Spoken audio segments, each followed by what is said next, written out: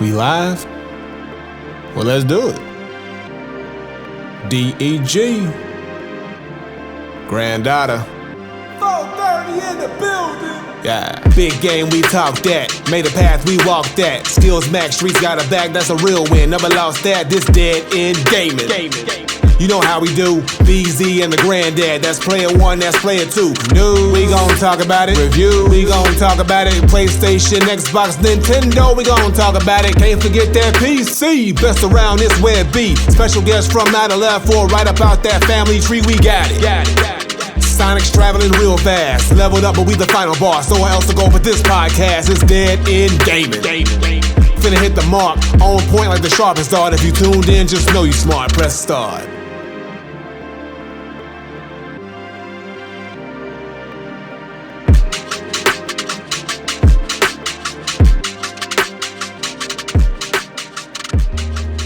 We are here live in effect. It is your boy, the Granddad Wooly. And when you hear me starting this thing off, that means one thing, that the 430 is not in the building. Shout out to BZ. He is not here this week. He is celebrating life with his lovely wife. They're celebrating their anniversary, so shout out to BZ. But in BZ's absence, it opened up the door for something that we've been waiting for a long time, y'all.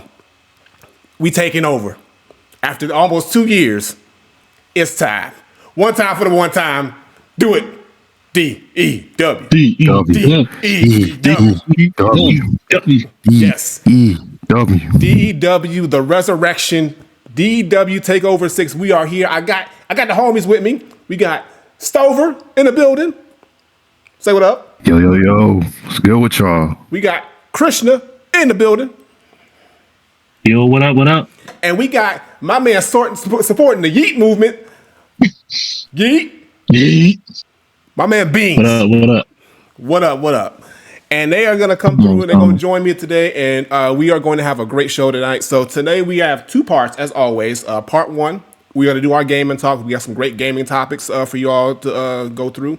And then part two is going to be the takeover, DEW. We're going to be talking that wrestling talk. You should stay around because it's a good time. There's a lot of things going on. It's WrestleMania season, and we got a lot of things to uncover and a lot of things to complain about. So, with that being said, we're going to start us off with the games that we've played. Now, we all gamers in here. Christian was just playing some games. He was on the sticks as we were speaking. So, I'm going to let y'all, as our guests, go through, and we're going to let me know what games y'all been playing. So, we'll start off, Christian, because you was just playing. You probably still playing right now. Christian, what games you been playing, brother? Yeah, so right now I am deep in the beta called Mecha Break. It is available on Steam right now. I think for at least another day or two. It's actually free to download, so you ain't got to pay nothing, anything like that. As long as you have a good running computer and everything, you straight through. Looks pretty decent, pretty good.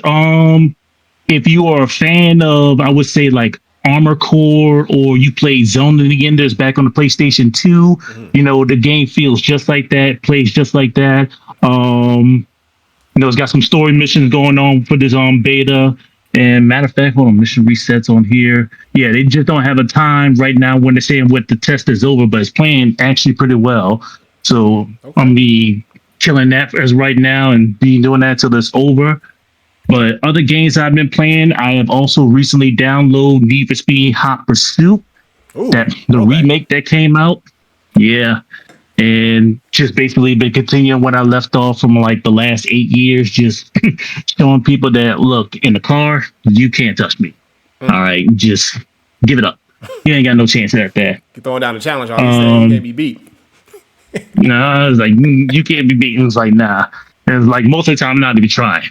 So it's just not that bad. Other games I've been playing, I've actually been trying to get into the library because I am so backed up on backlogs and everything. It's like, all right, we got to get some of these games going. So I'm going to be starting the Tomb Raider, try to get into that, maybe beat that within a couple of days. There are other couple of games I've been trying to get into. It's just like, it's like you and B be saying, it's like, look, there's just backlogs on top of backlogs. It's like, every time something comes out, I'm like, damn, man, I want this. But it's like, nah, I got to play what I have. I feel you. It's so tough out here. It is real rough. two other games I've also been playing. I've also been playing Need for Speed Unbound. Now that the game is in its finished version, after all the updates, after everything that's going on, the game is really good, very playable. The new mode that they came out with Lockdown is extremely fun and very competitive.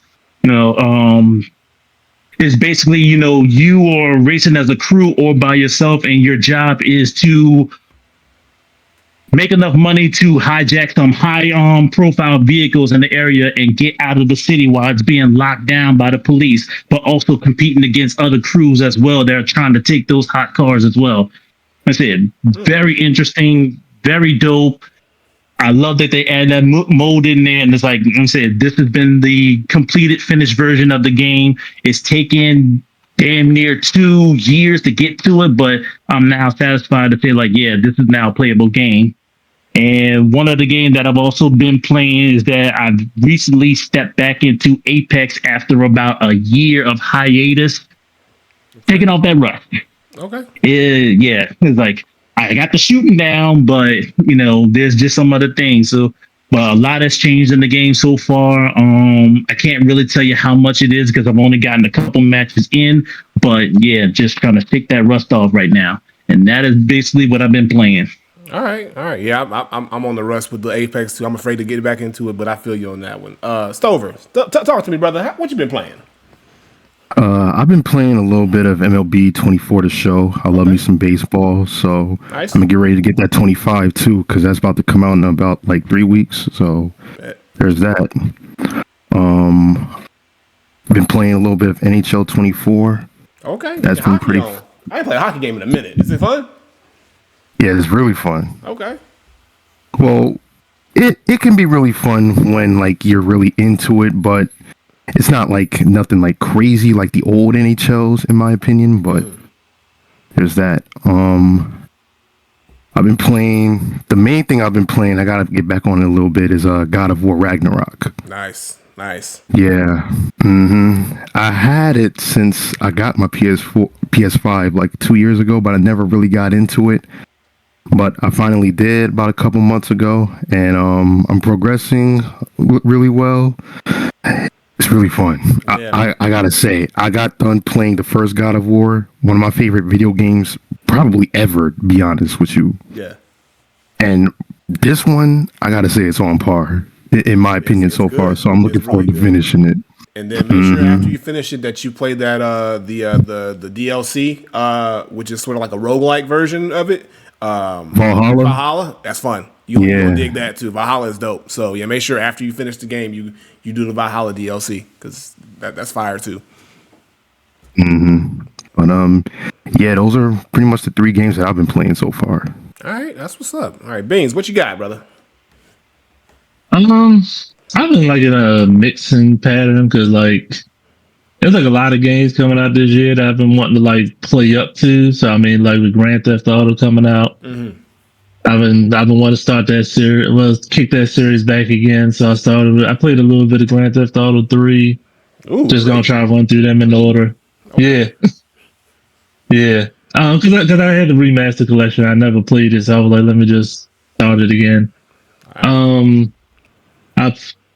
I started playing the original Doom again because I want to get through that and the new one before the next Doom comes out in a couple months. Yeah, them Doom games are they are. I like every time. That's like my game. Like I just play like I don't care what's going on. Just go through, blast monsters. That's it. That's all you need to do. It's just mindless violence, brother. It's so fun. It's so good. Right. That's why I can't wait for the new one. I just got Metaphor ReFantazio. I played like a level of that just to get a feel for it, but I probably put it in the back just for a bit, just to finish some other things. But I already know like I'm gonna be too deep into that game, so I just gotta wait. Because I already know it's like it'd be like 100 hours. Multiplayer wise, I've been playing Marvel Rivals, getting into some COD, play a little bit of Fortnite.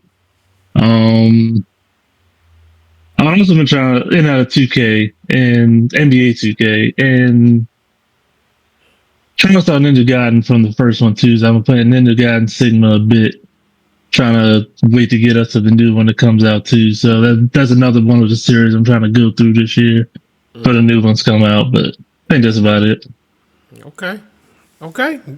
So basically, you're just working on the backlog, trying to get caught up for the new stuff. So I feel it. Yeah. Even though some games I did beat, but I'm just trying to trying to do it, but I already know I'm gonna fail because life be licensed. Hey, that's what I'm at with it now. Like, look, y'all got me beat because I it's been Balatro because I've been on the go. But yeah, Balatro, I'm running through that game pretty well. I think I got like 3 more decks. I'm on those weird decks where they give you like the special stuff. Like now, like I ran through all the basic decks, all the tiers and difficulties. So like I'm locked in with that game. Balatro is my shit. But when I am home, I've been playing more Elden Ring. I've gotten a little bit further. I'd say I'm about close to now a little over 100 hours into Elden Ring, and I'm liking it more and more as I'm playing it. I'm just enjoying it as much as I can. I didn't get a chance to grab any clips, so next podcast I'm gonna get some clips that I've been saving. But yeah, it's dope. I gotta blame B because B got me in a chokehold with that. But I did also return to a little bit of Mortal Kombat 1.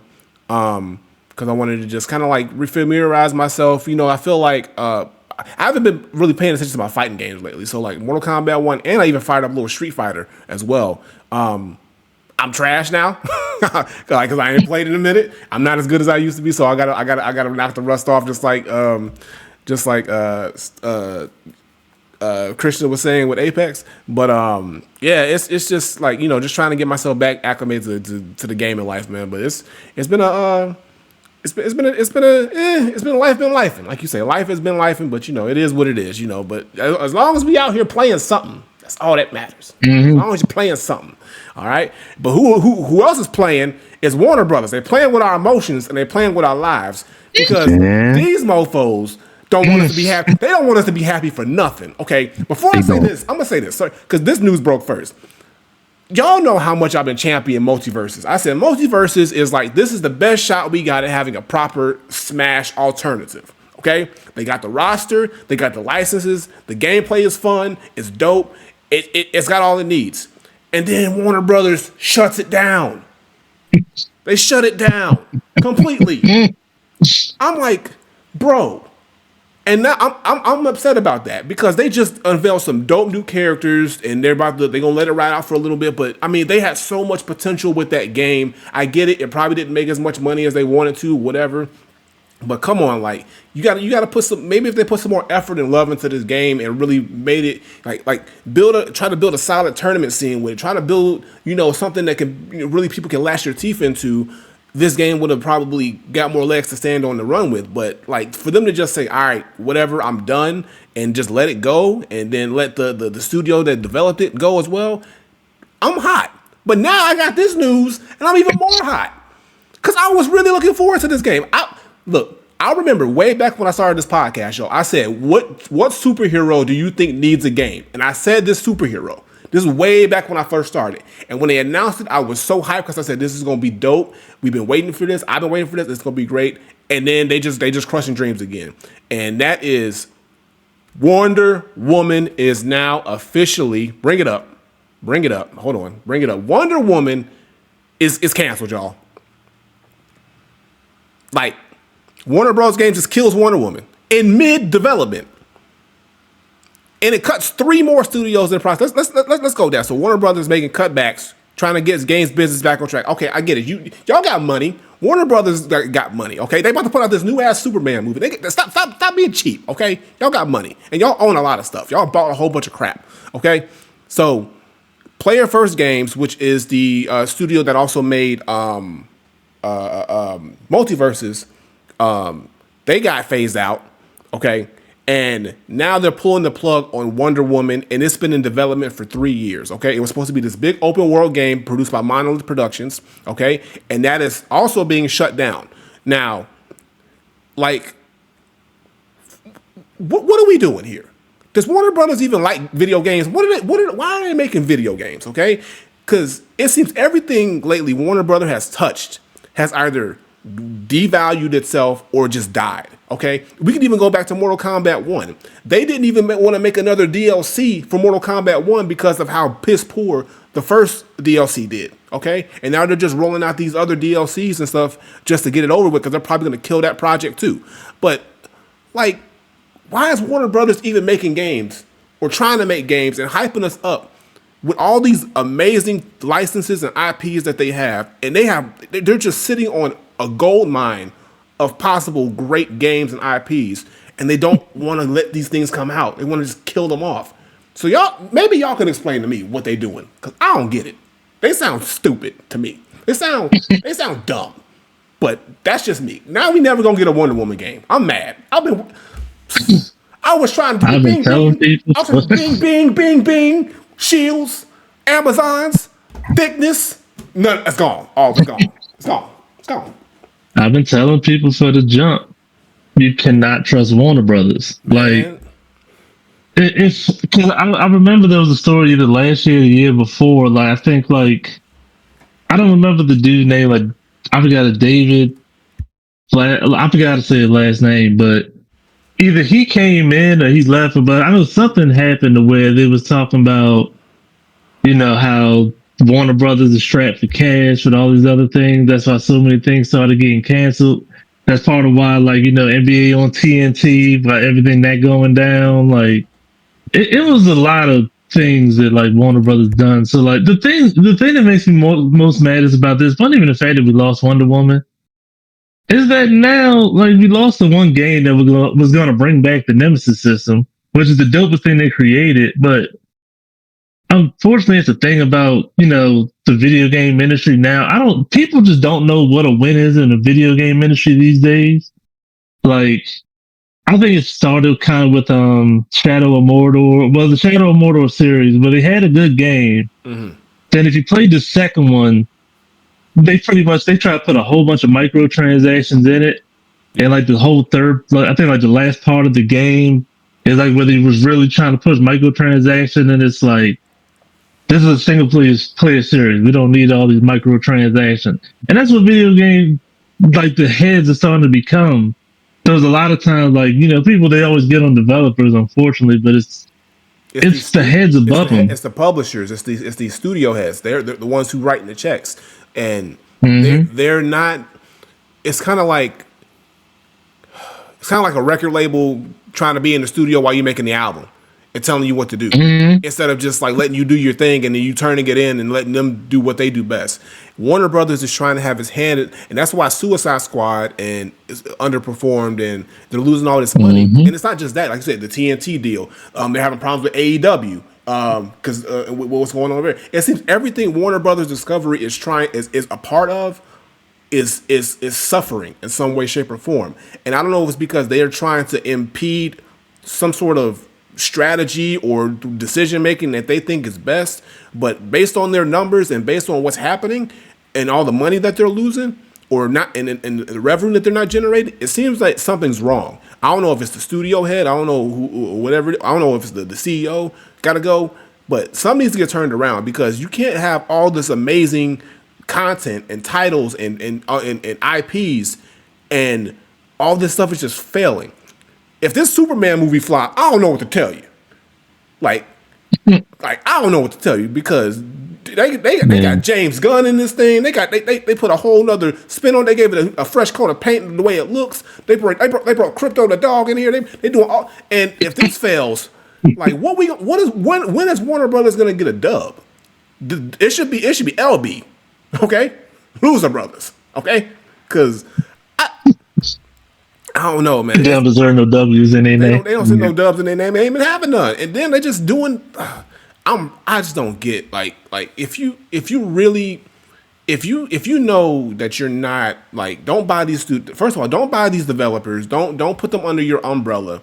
If you're not gonna let them do what they're supposed to do, you're not gonna let them have the creative freedom. Or if they know that at any moment you can just cut the cord, like mid-development, or when their game is supposedly finally hitting its stride, and you just think, oh, well, we're not doing the numbers we're going to do, just cut it. Instead of giving them a chance to turn it around, let them try to turn it around. Give them a chance to turn around. It's not their fault that you're in the hole financially because you dumped so much money into things trying to buy all this stuff up at once because y'all went on a shopping spree, and now you realize that all these things you bought, maybe you got a little overzealous, and now you're not getting the returns on investment. Now you just you're trying to play cleanup. I get it, it's business, but Wonder Woman would have made money. That game would have made money if they made it right, if they let that game finish. Okay. Now, maybe they were scared because of what Suicide Squad did, but Suicide Squad did that to itself because the type of game it was. All these microtransactions and stuff like that. Suicide Squad should have been a completely different game, especially from the studio it came from. Rocksteady, we were expecting it to be in the vein of an Arkham series type of game, and they gave us a freaking Avengers game, okay, which was not a good idea. Like, they didn't learn from that. And all these other games, like, and then multiverses, free to play. Yeah, you got to buy your own skins and stuff like that, but I feel like they just didn't really give as much attention as they should have. They took a long time between the open beta to the actual release date, so people kind of just forgot about it. Like, it's all these things that they could have done better. Okay, that's all these things they could have done better that they didn't do. So now they're paying for it, and we're paying for it because now we're not getting probably one of the best games, superhero games we could have had, because I already know that game would have been fire. I just knew it would have been fire. But now we never gonna know unless this studio gets picked up by somebody else. I don't know if they retain no, because Warner Brothers, so they can't retain the rights to the game, so it's done. It's dead. It's completely dead. Yeah. Warner Brothers said they focusing, I think, on like just the main ones, like Mortal Kombat. Man, get out of here. Harry Potter. Look what they did to Mortal Kombat 1. Mortal Kombat 1 is not I was disappointed with Mortal Kombat 1 personally. Same here. I'm still trying to find a little bit of nuggets of like joy playing it, but I said this before. I had more fun playing Mortal Kombat 11. Way more fun playing Mortal Kombat 11 than I had Mortal Kombat 1. I did too. So it's just a shame. It's a shame. So then I'm mad they got these rumors of like a possible Batman Beyond Arkham. I'm like, that should get me so hyped. But like, I heard about that. Why? So they can do the same thing they did now and cancel it? They said, "Oh, we gonna give you Terry McGinnis." Nah, we playing. Man, get out of here, bro. Don't do that to me. Don't do also, by the options of a Static Shock, anything. I was hoping maybe one day a Static Shock of anything would happen. That's not ever happening. Not ever gonna happen. Man. I like, come on. Like, it's so much that they left on the table because they fucked up. But you know what? Who else fucking up? The team over at Marvel Rivals. They've been fucking up too.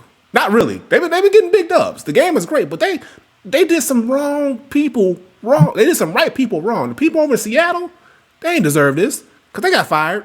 The team over at Seattle at NetEase got laid off, even though Marvel Rivals is doing very, very well.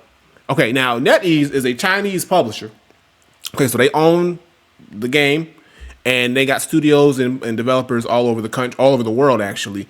And they laid off just recently a whole bunch of jobs from their Seattle division. Okay, so and this is probably the first of many. From what I've read through this article, they're trying to focus more on their Asian developers, like in Japan and things like that. And they're probably going to try to cut down on their overseas and North American teams in development over time. The CEO, William Dane, reported to have cut hundreds of jobs, closed studios, and he's going to be firmer, with the Japanese teams. And he honestly didn't even really want to do Marvel Rivals because he didn't want to pay the money for the licenses. But they say that's speculation. But what it seems is that he built the game. He had them build the game. The game is now pretty much running on autopilot because it's so successful. It's making so much money. Now he's like, okay, now we can cut the fat now because now they did what I needed them to do. Now I'm going to focus on just the teams that I really want to run this game, and we don't need you no more. It's kind of fucked up. It's like, hey, we need you to help build this great game. All right, you did your part. Peace. Deuces. Bye-bye. And keep the game moving. How y'all feel about that? How you feel about it? I know nobody likes people getting their jobs lost, but you think that's a cold-blooded move? Yeah. They were used and abused.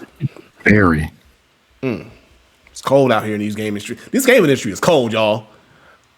Like, the gaming industry is a cold-blooded motherfucker. Like they don't care. They don't care. At the end of the day, the only thing they care about is them dollars, man. And if they gotta cut a few heads to do that, they gonna do that. Hey, bro, they was like, man. King Karma said NetEase using their DEI clause is wild. Damn. They was like, hey, the diversity hires, we done, bro. You good? Appreciate it. Don't let the door hit you. Oh, Seattle was the man. It's wild. Like I said, but man, like the gaming industry is just it's in this weird space where it's like so many great things are on the horizon, but then at any point those things can just either be in development hell, crazy delayed, or just like the teams that put this together just are chopped up in pieces almost instantly for the sake of $1. And I get it, it's business, but it don't feel like it used to be this way. It felt like the industry didn't used to be like this, but it just seems like the more bigger the gaming industry gets, the more cutthroat and ice cold, and the more that they're just treating these developers dirty. It's crazy. I mean, the live service area has hurt it a lot. Like people see these live service games that do work and generate money. Like now it's like, I think it's that and the come up of just some big budget games. And it seems like now like all these developers just want like these $100 million games for some reason. I'm like, I could take a few every now and then, but if every game is going to be that, of course people are going to lose their jobs because this is all you want. Like, you remember back in the day, like coming up, you could just find them games like normal games about $40-$50. You could find like that $20-$30 game and get some decent fun out of it, like maybe a couple good weeks out of it or something like that. You don't have them kind of games like that anymore. It's like everybody just trying to every game just gotta be a AAA blockbuster. Story. Yeah, I feel you. Right, like I think I don't know who said it, but I remember there was some developer or somebody that said it seems like video game has lost the AA game. Yeah. Like you said independent, we had AAA, and then you had the ones in the middle, like the AA. You don't have that no more. It just it's either big, it's either big or indie. Yeah, everybody wants to. It's either indie or you want to make the game of the year, and they put all their resources into it. But yeah, we are missing sort of like that mid card. We're missing we're missing the mid card in gaming because it's just like we need those games, and I think not only is that healthy for the industry, it's also good for these developers because they have more jobs because they don't have to always try to be fighting over these big studio headed games where they can lose their jobs at any time. But if they work with a smaller developer or a smaller project, there's still a chance that it might get cut. But most likely, they'll at least be able to get the game out and get some more work out. So. So it's a shame to see that this keeps happening. I mean, we get late. It seems like every other month it's another company doing layoffs or shrinking their staff, and for the sake of saving $1, saving money. And this is just another case of it. So all these people, like I said, I mean, they did great work with this game. Marvel Rivals is a highly successful game. It's super fun. So hopefully they can find work going to another live service game. Maybe they can go over to the Overwatch team or something like that, or maybe or whatever it is. But I mean, pretty much find some of the live service games. There's plenty of them. But yeah, so yeah, shout out to the people who still got their job though. Keep working because you never know. You never know. You never know. All right, and sometimes you never know when a game's gonna leak. Like Ubisoft. Like Ubisoft, because Assassin's Creed Shadows, ever since this game was announced, it's been always something to be said about this game. People were complaining about the characters, they were complaining about all this other stuff, and then it was in a little bit of a and then eventually we got a solid release date after figuring out when that was gonna happen, and then the release date I think is March 20th, and as of recording now, it is the 28th. So less than a month away, the game fully leaked. And not only did it fully leak, people were actually streaming the game. And Ubisoft was like, "Bro, just wait till March 20th. Come on, fam, bro. We put a lot into this game. So, damn. You used to hear about albums leaking. Now, games is be leaking like that? I mean, we know leaks happen. I mean, the same thing happened to Grand Theft Auto and some other games as well. But, man, like they were so close to the finish line with this. And it's been, a couple of the physical copies, leaked. And I think, you know how that happens. They ship out physical copies early so they can get into the stores, they can get into the retailers. And all it takes is one person to grab a couple on the sly and sell them on the sly, and then boom, next thing you know, they out here. So Ubisoft is just pretty much telling people, hey, we know that there's a leak. We kind of we're disappointed about it. We just ask that you don't stream it or you don't spoil it for everybody else. If you do have this game, enjoy it, but just don't stream. Don't ruin it for everybody else. Pretty much, they said don't spoil it. Okay, no spoiler alerts. And just wait till the 20th so they can actually probably make, because they probably ain't making no money off these leaks. Obviously, it's leaks, so they're not able to monetize this yet. So they're just saying, please, so this game is still considered somewhat of a success. Wait until the actual release date of March 20th so you can buy it, support it, and we can actually, make some money off this game. So with that being said, were y'all even looking forward to this version of Assassin's Creed? And, does the leak... are you tempted to go check out some of the content from the leak, or you just like, whatever, I don't care? I pretty much gave up on Assassin's Creed after I would say Black Flag, because it wasn't even Assassin's Creed anymore. It was just like, okay, we just going around killing people now. I was like, the whole part of Assassin's Creed was the stealth part of it. And it's like, you don't have that no more. So it's like, I kind of gave up on it. I really don't even follow Assassin's Creed anymore. I get that. I kind of feel the same way. Like, I was tempted to play Black Flag. Like, I got my Xbox One about a decade ago that came with Black Flag, but I never really got around to playing it too much because it didn't really quite interest me. But this one, for some reason, I was quite intrigued. Assassin's Creed Shadows. But then when I learned it got pushed back, I'm like, I don't know if I'll have the same interest, because you got the other samurai games like Ghost of Yotei, and so I don't know. I'm kind of losing interest at this point. But when it comes out, I'll be a little tempted to check it out, maybe. But I don't know.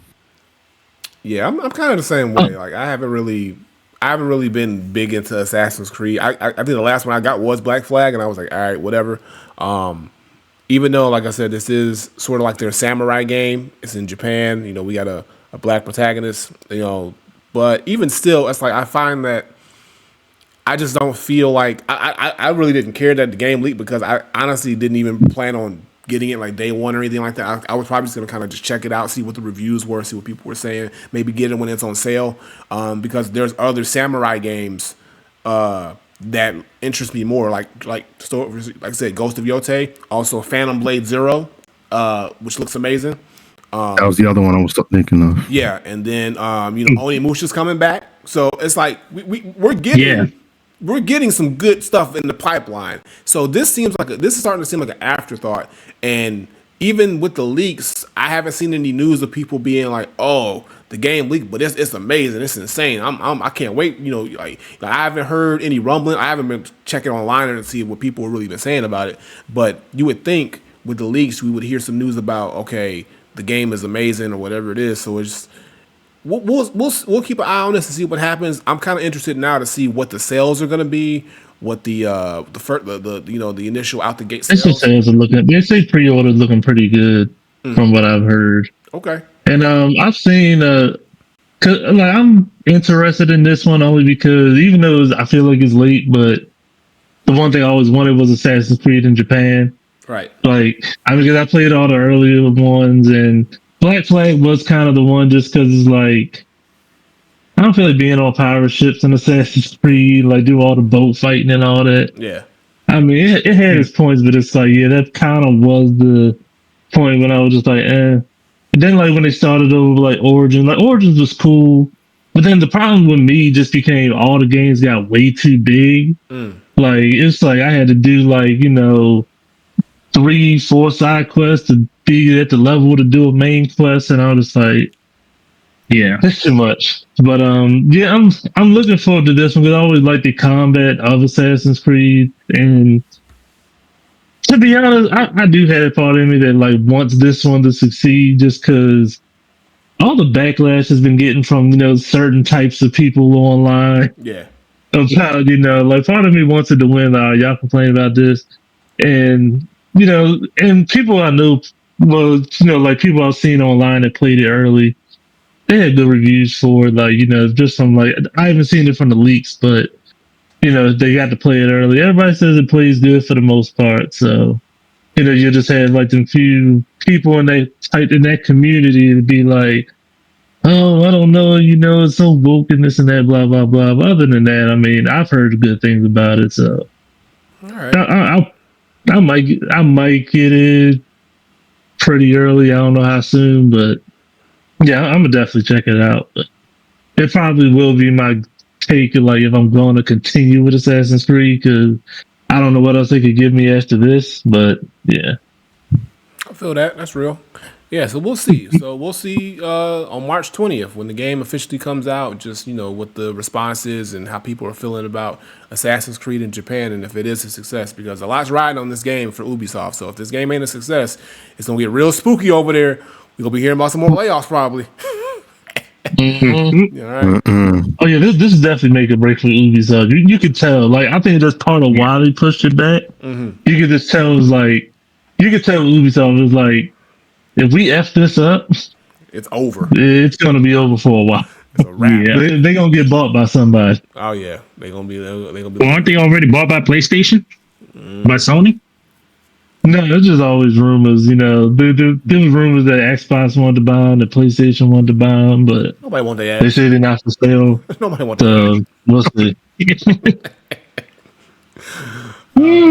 But what I do want is to talk about this Lies of P Overture DLC, because I don't know if y'all pay Lies of P.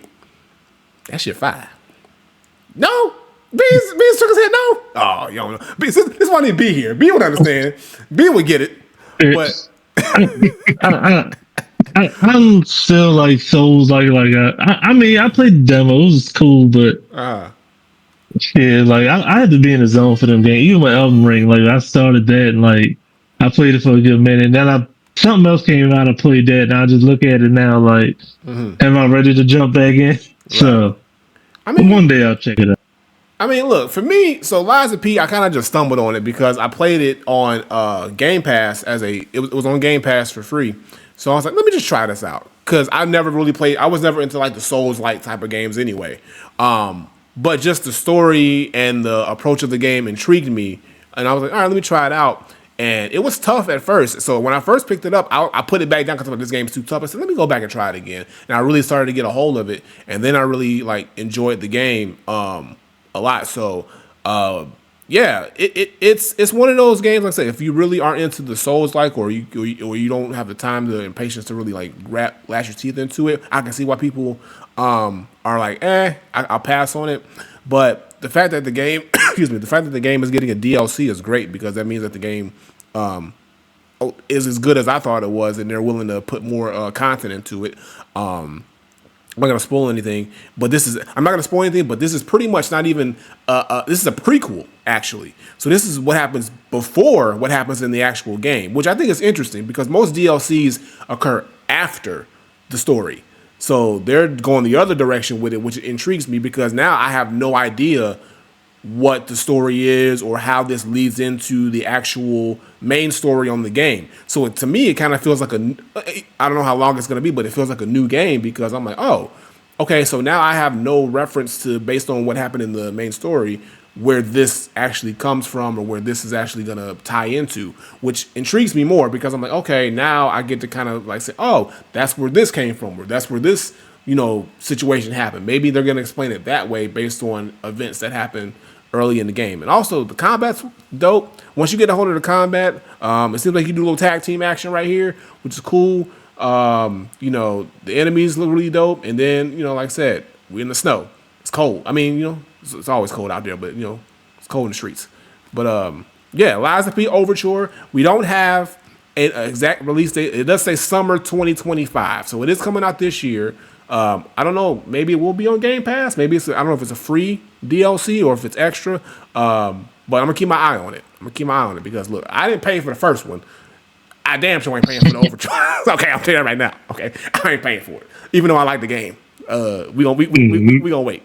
But speaking of DLCs, we talking about Mortal Kombat 1. Warner Brothers, they want to hold on to this one, even though it's been a disappointing game. But the final DLC of Combat Pack 1, the teaser trailer has been revealed. It is T-1000 from Terminator 2, Judgment Day, one of my favorite movies growing up as a kid. That's actually my favorite Terminator movie. Debatable, 1 and 2. I fuck with 2 because of T-1000. All right, T-1000 was a bad motherfucker. All right, I think everybody fucks with 2 because of T-1000. He was a bad motherfucker. He was crazy. It was on site, all smoke, crash outs, the entire movie. I mean, no better of a villain. Okay, so now he's finally in Mortal Kombat 1. They revealed his teaser trailer, which really he looks dope. And they got the original voice actor, Patrick, Robert Patrick. He's back. It looks clean. All right, and I'm telling you right now, I kind of had a feeling. They were going to go this route with T-1000, and they did, and I'm really glad that they did, which is his moveset is very, very, reminds me very of like a Glacius in Killer Instinct. The way he can melt his body and like use movesets and stuff like that and use his arms and stuff like that. So I think he's going to be a really fun character to play. A lot of juggles, a lot of mix-ups. And he's gonna be that character that, like, I feel you got to be really technical with him, but I feel like with the right cameo, he gonna do a lot of damage. He gonna eat up that life bar like crazy. And I'll show you a little teaser of his fatality too, which is a callback to Terminator 2. If you remember this part, yeah, I love the callbacks that they do. That's crazy. Like, I'm telling you, bro, like the callbacks that they do is amazing with this game. That's one thing I got to give Mortal Kombat when it comes to these these DLC characters. They do a great job at like getting the character and their callbacks and their signature moments and moves. They do a great job with that. So yeah, I'm excited for T-1000. I'm really, really looking forward to trying them out. Also, Madame Bo is a cameo character, and if you don't know who Madame Bo is, if you play the story mode, Madame Bo owns the restaurant tea shop in the beginning of the game, and Big Smoke pretty much put her to sleep early in the game. Okay, threw off a balcony and everything. It was all part of a fake thing, but yeah. So it's cool to see that they're incorporating new characters or characters you wouldn't expect. Some people might think that's a waste, but I think that's cool that they put Madame Bo. I mean, she is technically in the game. So that's another interesting aspect to it. But I think this is possibly it for Mortal Kombat 1 after this, because based on what Warner Brothers did or what didn't do, there's not going to be a second DLC. There's not going to be... I don't know if we're going to get a Combat Pack 2. I don't know. Wait, this is still Combat Pack 1? Yeah, this is the last one for Combat Pack 1. Yeah, this is the last one. It's the very last DLC. Oh, damn. I don't know why. I thought this was a second pack. Nope, it's the last one. I'm not even thinking about Street Fighter. Yeah, it was supposed to end with Homelander, but then it's like, okay, we're going to add, like, 2 more characters with T-1000 being the last one. Yeah, so they did, because they just did Conan, the Barbarian. Yeah, Conan, and then now they got the T-1000 is the last one. So yeah, this might be. I mean, NetherRealm is saying, oh, we're gonna be supporting and servicing Mortal Kombat 1 for a very long time, but based on what Warner Brothers has been doing, I don't know if that's necessarily true. I think Ed Boon and them is just saying shit because they don't probably even know. Because they probably thought that they were working on a second DLC, and Warner Brothers said, nah, don't do that. Cancel it because the first one didn't do well. And I think after playing the Aftermath DLC, I can see why, because it wasn't as enjoyable as the Mortal Kombat 11 DLC story. This one here, I felt like I got more cutscenes in movie than gameplay. Like, and then it was very centered around the Lin Kuei, the Cyber Lin Kuei story. And then like the Johnny Cage from an alternate dimension and all the alternate timeline stuff. And it didn't really like hit for me. I didn't really feel like anything mattered that much in that DLC when I played it after I was done with it.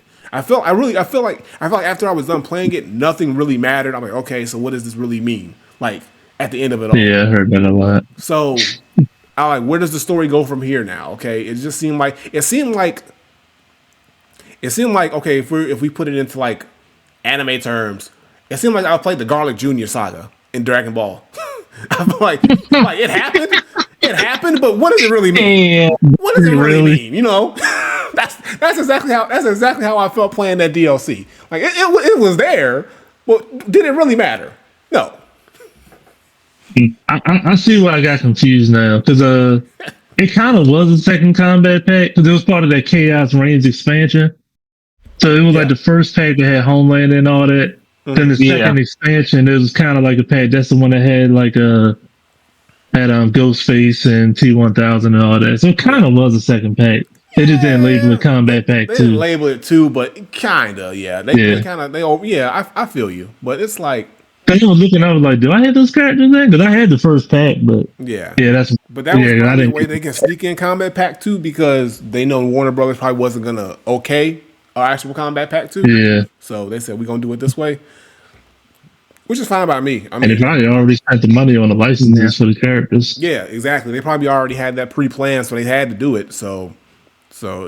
But I think this is it for Mortal Kombat 1.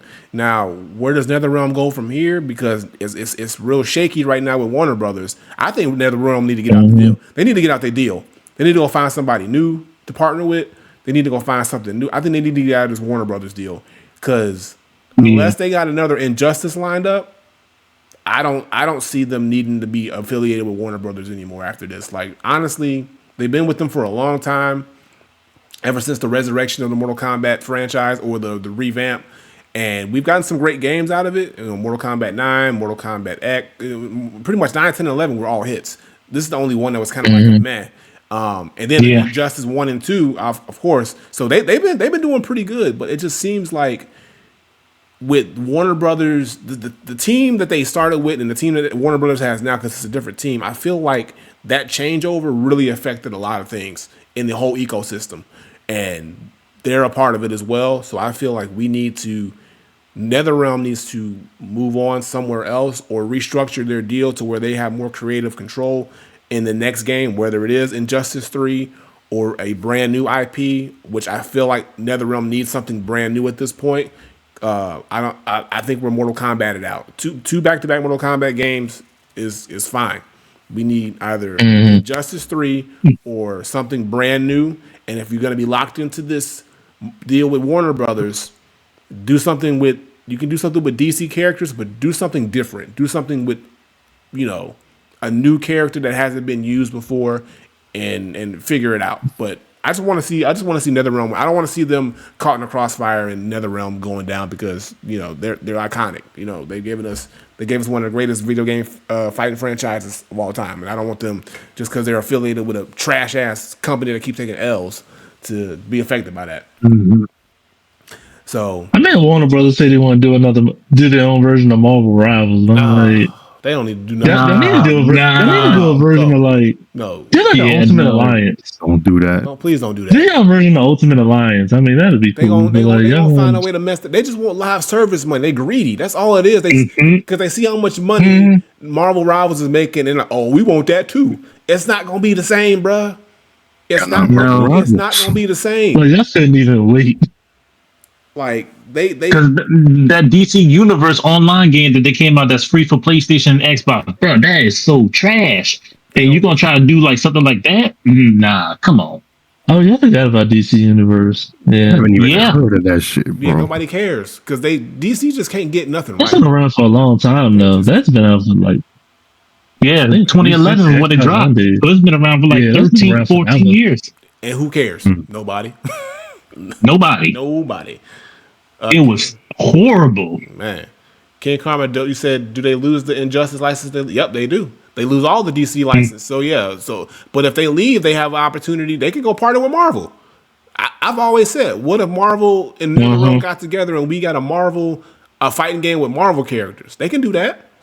But and use all. I mean, you got like Marvel characters don't kill each other. They can get, of course you got your Marvel versus Capcoms or whatever it is. But what if we had a rated M level Marvel game with just like some of the most heinous villains or characters, all characters that just be like it's all about brutality. They can make that happen, or make something brand new, a story based game. They can do it. They just gotta find the right avenue. So we'll see. We'll see how things go. I mean, shit. Like, I wish. I mean, I don't know if there are, but like, man, if NetherRealm got a hold of Blade, that would have been dope. Mm-hmm. Yeah, if they would have got a hold of that, or something like that, man, that would have been kind of fire. All right. Speaking of kind of fire, Tekken 8, that's a good game. It's kind of fire. But even though they still ain't gave me my wife, I'm still holding out hope, y'all. They bring in all these all these heifers. But the one I want, and I'm mad, but I'm gonna still talk about it. Anna Williams, y'all. Anna Williams is the little sister of Nina, and she has been revealed as the newest DLC character in Tekken 8, and she brought a bazooka with her, y'all. Okay, she brought the big blicky. Okay, and Anna, like I said, Anna she's pretty dope. She's pretty dope. I never have mained her or anything like that, but I've seen some high level Anna Williams gameplay before, and it's like and I like the look. I like the look that she's bringing. Got the fur coat rocking, the haircut with the hair down. Look, she came in to show out. She tried to separate herself from the shadow of her big sis. I see it. Okay, so look, big blicky.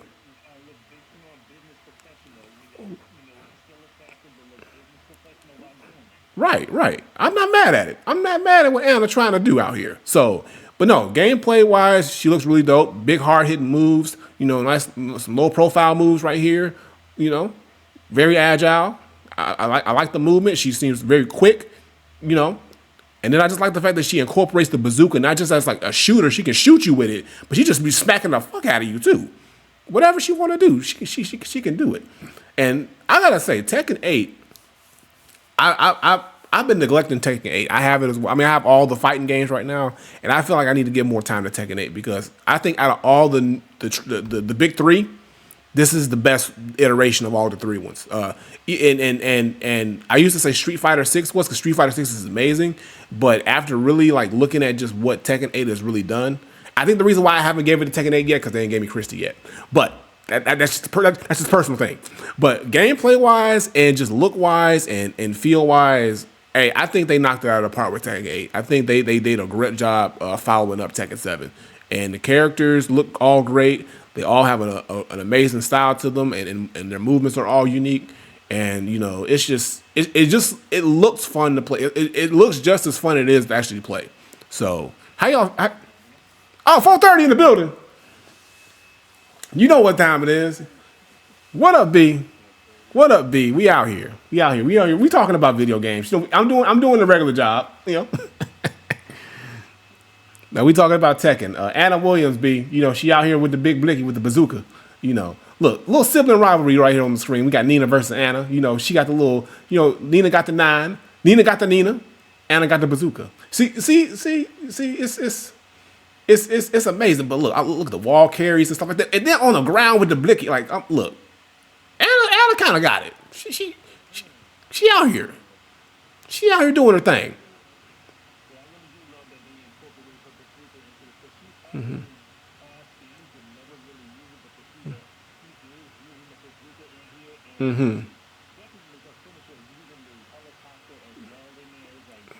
Yeah.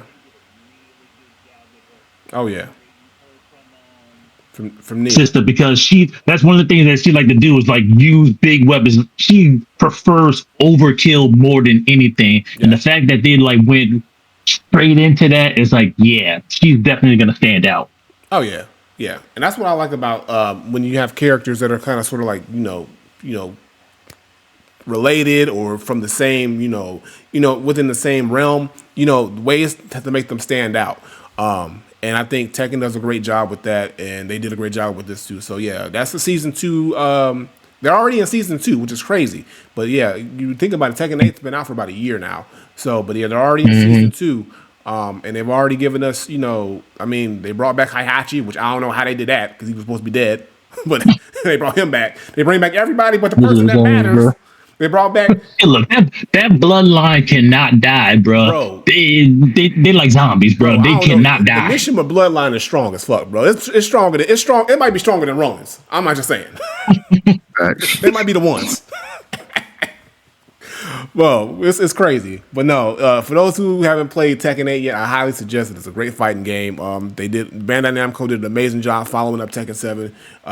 So yeah, definitely get your hands on that if you're into fighting games. I definitely recommend it. And shout out to Anna Williams bringing the bazooka to the fold. But yeah, that's gonna do it for our gaming topics, y'all. So we appreciate y'all sticking around for part 1 with our gaming topics. It was a good time. We talked about the Marvel Rivals Seattle team getting laid off, hitting the unemployment line. Hopefully them checks is nice. Hopefully they got a good severance while they're trying to find some other place to work. Also, Warner Brothers just being absolute trash. And they taken away our joy. They took away multiverses. Now they took away Wonder Woman from us. What else they gonna take away? Okay, what else they gonna take away? All right.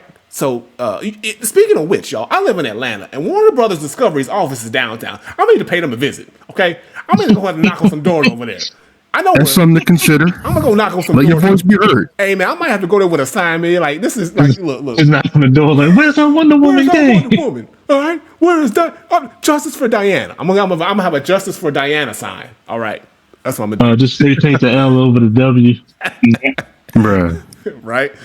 We got to do something. We got to stop this. Something's got to happen. But yeah, so Warner Brothers definitely being trashed right now. Hopefully they turn this around and they don't keep this up. Also, we showed the Lies of P Overture trailer, the Mortal Kombat 1 Tech T1000 trailer, just showed the Anna Williams Tekken 8 trailer, and then of course Ubisoft giving their response to Assassin's Creed Shadows being leaked a month late or a month early. And just how they just want people to just be patient and, wait for the release date so they can actually get some money off of it. But yeah, y'all, so that's going to do it for part 1. We're going to take a quick break, and then we're going to roll into part 2, which is the part that we all been waiting for. The Takeover, Resurrection, DEW is about to go down, and we got a lot to talk about because it's WrestleMania season. So if you're into that, stick around with us. You're going to see that. If you are listening to this podcast on Friday on your podcast platform of choice, you're going to get that next week. So for part 1, that's going to do it. Myself, the granddaughter, the boy Stover, the boy Krishna, the boy Beans. You know what it is? And we'll catch y'all on part 2 for DEW. DEW. DEW. Yes, sir.